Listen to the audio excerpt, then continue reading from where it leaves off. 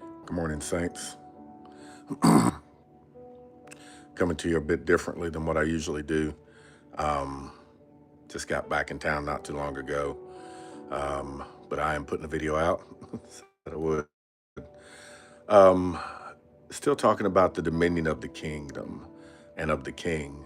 But I want to bring you in on a conversation that I recently had with a close friend of mine where I've actually had some conversations with a couple of friends of mine where they've been challenged with some things or some things going on in life that's challenging their faith, challenging them as people, as individuals, and them wondering, am I who I say I am?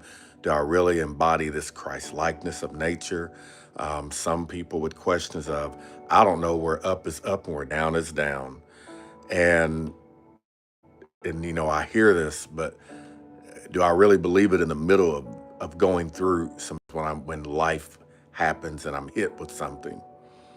And our discussion led us to talking about the transformation of a butterfly or caterpillar to a butterfly. But before we got to that, one of the things that I shared with them out of my own experience is that sometimes the things we're going through, you don't see the answers to those things until because the answers being formed while you're in the middle of that thing. Because in order for us to get those answers, then they have to mature in those environments and to come out of that.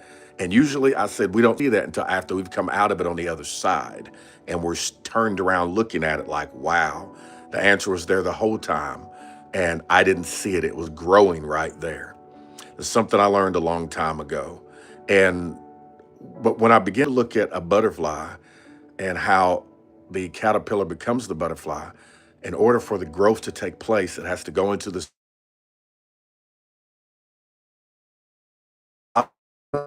place and actually kind of the body down to nothing.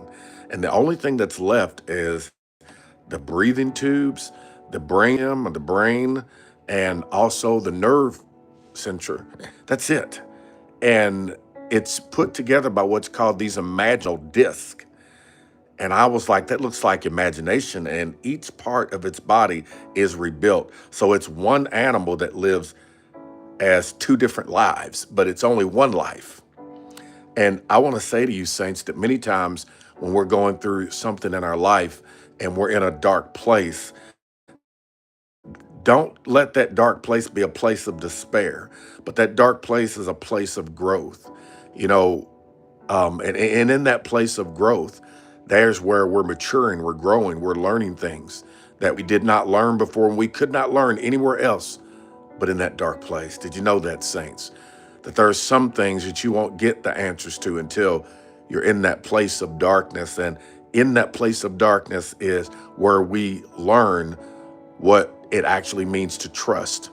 We learn what it actually means to um, live and thrive without having necessarily to have our feelings on it, because there were many times when I didn't feel like something and I had to make a choice to be something in spite of my feelings. And I want to say to you, saints, that while this butterfly or caterpillar has liquefied itself, it says that it rests in that state while it's being rebuilt. And so I want to say to you, saints, that you may be in a place right now where you can't find the up is up and the down is down. And I want to tell you that the dominion of the kingdom is rest. It's peace.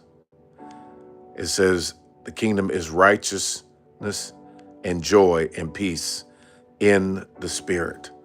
And I want to encourage you, saints, that not all the time are you going to be able to necessarily put on a happy face. Sometimes it's going to be everything you can do to get out of bed and put one foot in front of the other until you make it back to your bed. But I want to tell you that as long as you keep going, get that grit to stick and don't quit and don't give up.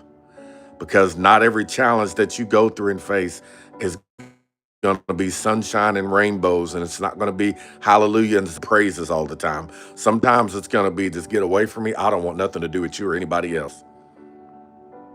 But be encouraged today that despite what you may be facing, despite what you may be going through, that the kingdom of God is not only within you,